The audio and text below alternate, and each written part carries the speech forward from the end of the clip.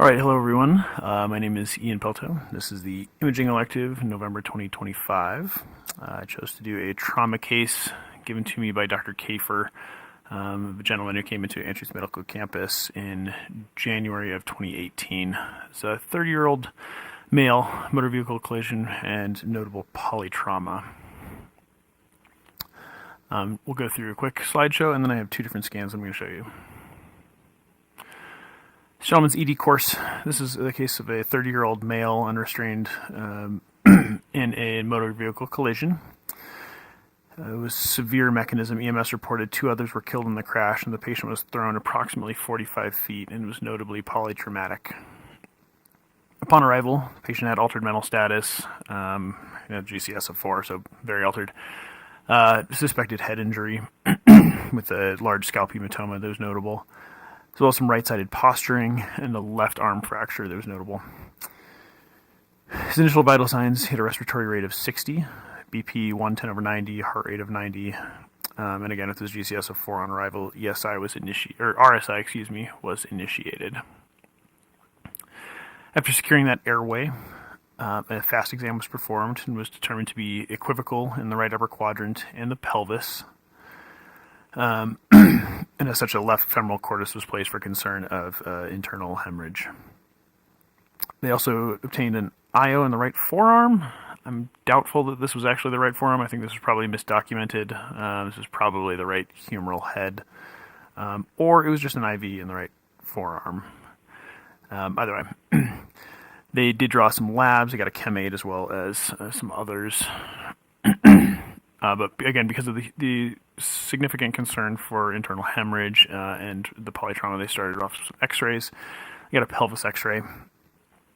Obviously, some large diastasis, pubic symphysis indicates that he's at risk for major hemorrhage. This one was a little bit harder for me to see, but widening of the sacroiliac joints bilaterally, and then a very obvious superior medial acetabular roof fracture here on the left side. Because of the concern for hemorrhage continuing into this space, they did obtain a Foley catheter placement and then placed a pelvic binder to help sort of control some of that hemorrhage. They also got a chest x-ray. This is a great example of not a fantastic chest x-ray, a little overexposed. You can, however, see that the ET tube terminates a little bit low right around the carina here. So they did recommend withdrawing it about 2 centimeters. They noted trace bilateral pleural effusions, but no definitive pneumothorax. If you notice right here is an example of my Mac keyboard being broken, and will double input most I's and O's. So if you catch those, my apologies. Got his chem-8 back. It was mildly hypernatremic, chloride of 105, creatinine of 2.2, notably, and a sugar of 343. Most concerning, though, is lactate of 17 and WBC's almost at 40. His HH was stable at 14.5 and 45. They did get him to the hospital pretty quickly, so this was not that surprising that his H&H was stable. Concern again with that pubic symphysis fracture or open book fracture was for significant hemorrhage, so bloodstream infusion was initiated, and the patient was taken rapidly for head CT before anything else.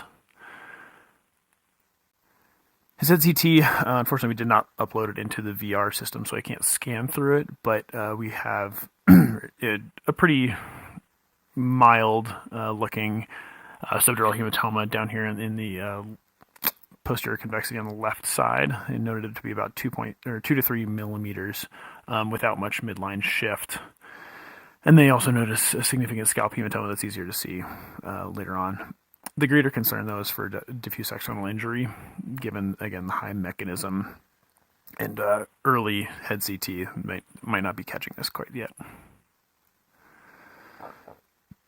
So immediately after this head CT, he was taken to the OR. They didn't bother getting an abdominal CT beforehand because of the concern that they were going to have to open him up either way. They start with an X-lap.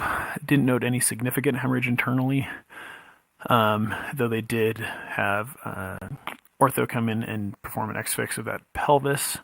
They placed a Reboa in zone 3 to help control some of that hemorrhage, which did result in an increase in blood pressure. They also performed bladder exploration and repair, ureteral exploration and repair, as well as IR, pelvic angiogram, cystogram, retrograde urethrogram, just to check out the rest of those structures. So we'll get into a couple of these scans. This is going to be his chest CT first. Again, all the way up here, this is the most superior aspect. You can see his ET tube, trachea right there, and all this white contrast coming in from his right side. I suspect that was either the IO in the right humeral head or an IV on that right side. But altogether, considering the mechanism, not a terribly concerning chest CT. You see bilateral pleural effusions there, but otherwise not terrible. You do see again here this his G tube that they've placed, obviously, but otherwise not terribly concerning in his chest cavity. Pull this back up and give you a better look at the rest of him. Again, not terribly concerning. Easier to look at bony structures here, but they didn't note any fractures. They did, however, note a couple of spinal fractures that are a little hard to see on these scans, unfortunately, but those are present. We'll move on to his abdominal CT. All right, and we'll start off just looking at it like a regular CT and then come back to sort of the overall view.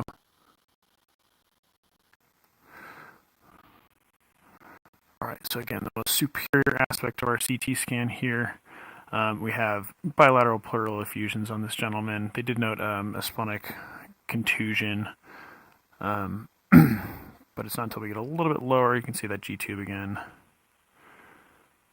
We start seeing things on him. You can note bilateral renal infarcts on the superior medial aspects of those kidneys, as well as when you get down here on that left kidney, some extravasation of contrast there, noting some sort of injury to that kidney there. You'll note right below those renal arteries, you can start to see right in the middle here in that aorta, that's going to be his Reboa that was placed in zone 3. So zone 3 is going to be, let's see if we can draw this. So here, your kidney, aorta, kidney.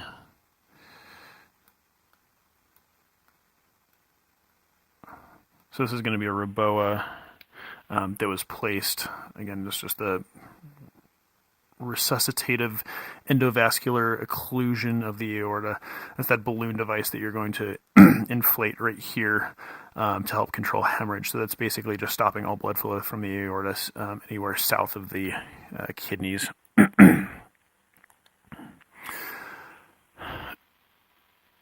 Coming more inferiorly, again, if you keep an eye out for him, this thoracic spine into lumbar spine, they did note some superior end plate fractures in his spinal column, but a little hard to see on these CTs from this side. But again, we have that Reboa. And then we start to note these coming in, and those are going to be external fixation for our pubic symphysis fracture, or the open duct fracture right here, where there's also some extravasation of contrast. And a better view of those intermedullary rods that are fixating his pelvis together. So we have some extravasation of contrast around the left kidney, around the bladder, which again they were aware of injury to the bladder, and that was repaired. They also repaired the left ureter. We had that Reboa placement in zone 3, and then the external fixation of the pelvis. Move this aside, take a look at his front, and just go through all these one more time. This is an interesting view. So again, sort of from inside to outside, we have placed him to that Reboa. This line here you can follow all the way into, from the right iliac, into zone 3 of the aorta, or right femoral, sorry. Some extravasation of contrast right around here, around that left kidney, as well as some around here on the bladder. And then we have our external rods entering into those iliac crests. We have the G-tube up here that you can see. And then again, it's sort of hard to see with those superior end plate fractures. But that's actually a separate CT scan. There's a little bit finer slices.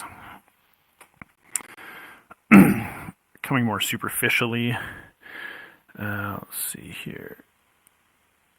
Take a look at everything that this poor man had to go through. So they left him open, his exploratory laparotomy, just because of concern that they were going to have to take him back for more. You can still see those external fixator rods here. His pelvic binder, which is a little bit high at this point, I don't think it's actually connected. He has that cordis line here on the left, his Reboa on the right. So this gentleman is not in a good state. The rest of his hospital course, it did get a repeat brain CT showing subdural hematoma was increasing inside with some midline shift. So he was taken for decompressive craniectomy. He started with hemorrhagic shock, ended up in septic shock, plus ARDS from prolonged intubation, as well as likely, excuse me, massive blood transfusion. He had an MRI eventually because of his deteriorating state that showed diffuse axonal injury to the frontal lobe here, as well as the corpus callosum in the brain stem, indicating this he probably had a very poor prognosis. After about 2 weeks, it was decided by the family and social work to place him on comfort measures because he was just not going to have a good recovery.